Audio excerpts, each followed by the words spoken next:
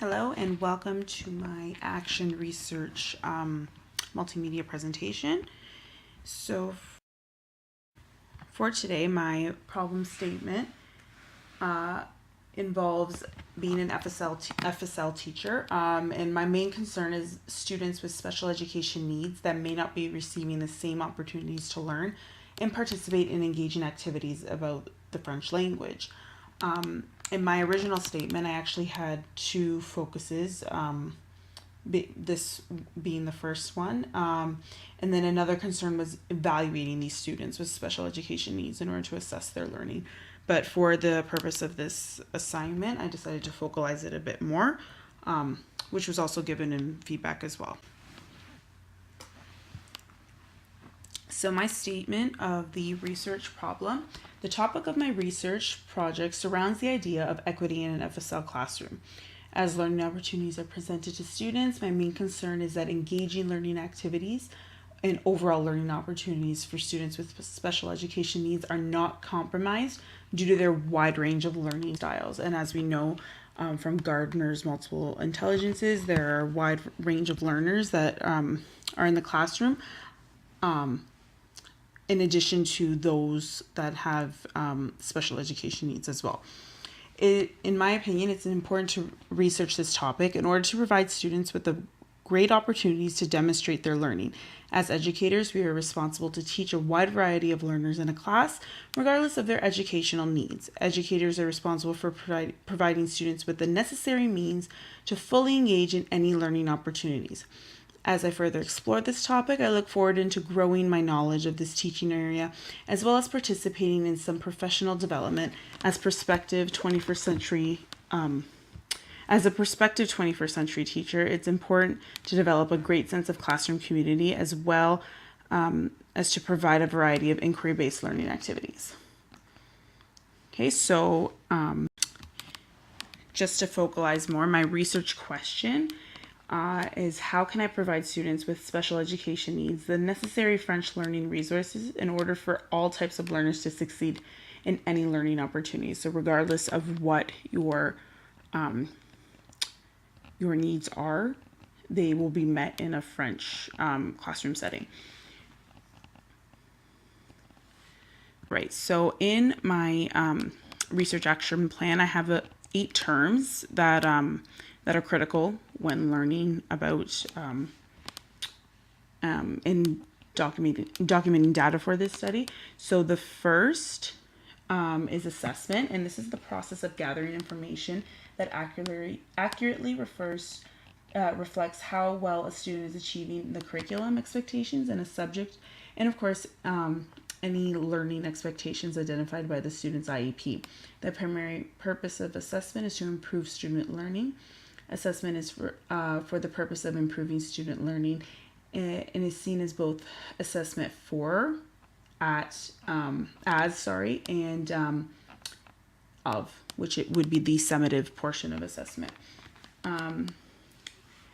So accommodations is my second term, and that special teaching of and assessment strategies, human supports, and individualized equipment required to enable a student to learn and to demonstrate learning.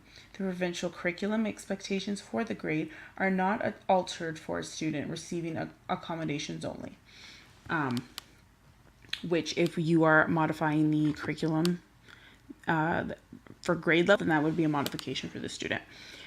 Differentiated instruction, a method of teaching that attempts to adapt instruction to suit the differing strengths and needs, interests, learning styles, and readiness to learn of individual students. Equity, a condition of state or fair, inclusive and respectful treatment of all people. Equity does not mean treating people the same without regard for individual differences. Exceptionalities. The Education Act sets out 5 categories of exceptionalities in the definition of an exceptional pupil, including behavioral, communicational, intellectual, physical, and multiple. These broad categories are designed to address the wide range of conditions that will affect a student's learning needs. An IEP, which stands for an Individual Educational Plan, is a written plan describing the special education program that a student will need in order to achieve their learning goals throughout the year. And modifications, which I've already stated, are the changing of grade level in order for the student to succeed academically. And special education needs is a pupil who has a unique learning style different from their peers, and he or she will require a special education program to provide equal learning opportunities. Okay, and all these terms were in from the Ministry of Resource of Special Education, which was brought out in 2017. So my next area of focus, the next step in the study, is to actually grab the different sources. So I have 3 different ones. The first being a ministry document including students with special education needs in French and as a second language. The second source, allophone students in French second language, official language programs, a literature review. This is a journal or peer-reviewed journal article. And the third, as well as access to special education for exceptional students in French, immersion programs, and equity issue. And for each of the 3 sources, they proved to be very useful in terms of highlighting the different terms that that are important during this study, as well as providing different strategies that teachers may use in the classroom to help students with special education needs succeed in achieving. The Ministry of Education document also provided great resources as well that could help the teachers with different strategies that you can maintain throughout the whole career of your of teaching. So next beginning is my literature summary. So overall, equity in a French second language classroom has proven to be an area of challenge in the teaching world. Due to the limited teaching resources for students with special education needs, a lack of equity begins to arise in classroom settings, as not all students are receiving the best education experiences possible to suit their needs. The lack of equity issue was reinforced with a practicum placement in core French, which in turn formulated my research topic. The goal through this research action plan is to compile a series of strategies and resources that will be able to help educators create equal learning opportunities in the classroom for all types of learners. The next portion of the literature summary was exploring the research. As I began my research of supporting articles and documents, I made sure to review my original research question, the question of how can I provide students with special education needs necessary French learning resources in order for all types of learners to succeed in the classroom in any learning opportunity. And this is important for any form of self-inquiry throughout your whole career, is referring back to your original question. What are you trying to answer? The ministry document provided by the Ontario government highlights that all students can be successful when the learning environment, learning goals, and teaching and learning strategies are appropriate for their needs. These instructional strategies have been used to create a supportive and inclusive learning environment in the FSL classroom. Due to the lack of resources available in FSL education, it is essential for FSL educators to find new strategies and resources that will best support educators and consequently their students. Providing supports and professional learning opportunities can enhance the awareness of resource teachers and FSL teachers of the practical applications of research findings related to supporting all students in the FSL programs. And that last little line was highlighted by the Ministry of Education. As I furthered my inquiry, I began to look for useful resources and strategies that will help educators facilitate inclusive and equity practices in a French as a second language classroom. Inclusion of students with special education needs in French as a second language program is an issue gaining increased attention throughout Canada.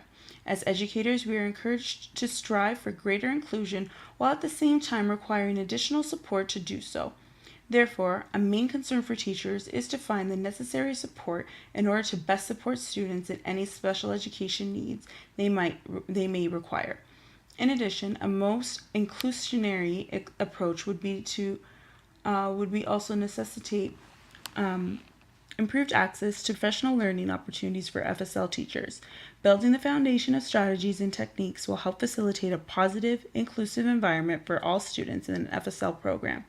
The main goal of an educator is to provide the best possible learning experience for all diverse learners in the classroom.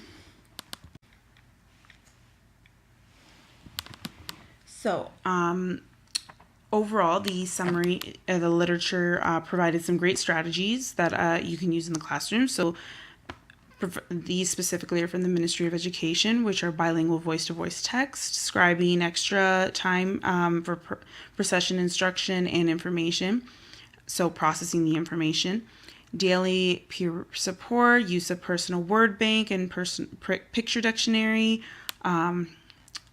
so models and writing checklists, simple structured assessments done orally, and weekly anecdotal observations and feedback. So overall, the sources that I have compiled all encompass around the importance of equity in an FSL classroom, which they prove to validate my actual data once we get to that part. So my action research plan surrounds the idea of equity in an FSL classroom. Through my teaching experience, it is clearly evident that providing equal learning opportunities for all students in the classroom is of great importance. The first step in my action plan is to find resources that will give myself the necessary preliminary information to help support the implementation of my action research in the classroom.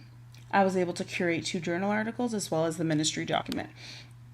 Once in the school, it is of great importance to inform the principal of your inquiry, the strategies that you'd be using in the classroom, as well as attaining any suggestions from the principal as to what type of strategies they might use. Schedule meetings with various teaching partners and previous teachers of these students to get to know what their learning styles are, what works for them, what didn't.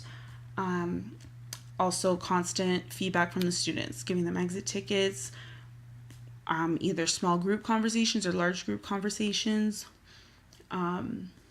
just to see where the students are at. Constant check-in with the students in order for you to draw conclusions for your research. So the 3 main sources for my data are the anecdotal records. Now these can be written or through the use of documenting them through pictures. So if you're accessible to an iPad in the school, you can grab that and document pictures that way. Teacher journals, so these would be done on a monthly basis. Just checking in, just as a self-reflection to see what strategies are you using. Are they working for the students? Are they not? Is it providing them a great an engaging learning opportunity that will eventually let them succeed? It all depends. And then meeting debriefs, so that will include meetings with your principal, fellow colleagues as well, and the students, just to keep them updated as well, so that there's constant communication happening during the time of the study, whatever that time duration be. So in addition, it's also important to ensure triangulation throughout your research. So, and that is through a vast amount of qualitative research, which the data sources that I've chosen will support that. It will also, the more sources you get, the more credible your information will be, and therefore ensuring the reliability of your whole data collection as well. And the 3 areas of participants would be your principal and fellow teachers, the students who you're actually studying at the junior level, and parents of these students. And the data collection would take place in an elementary school setting. So for any of these, it's important to gain consent from parents as well as the administration in the school, just to make sure that everybody's okay and on board with the study, as well as maintaining anonymity, keeping students' names anonymous so they're not disclosed in the study. And there are my 3 forms of anecdotal notes, teacher journals, and meetings with the principal and colleagues. Those are my 3 data sources, which I explained. And all of them are from the duration of September to May. And so overall, it's becoming a 21st century educator. It's very important to learn these strategies that will help you create a positive learning environment, giving equal opportunity to all students in the classroom.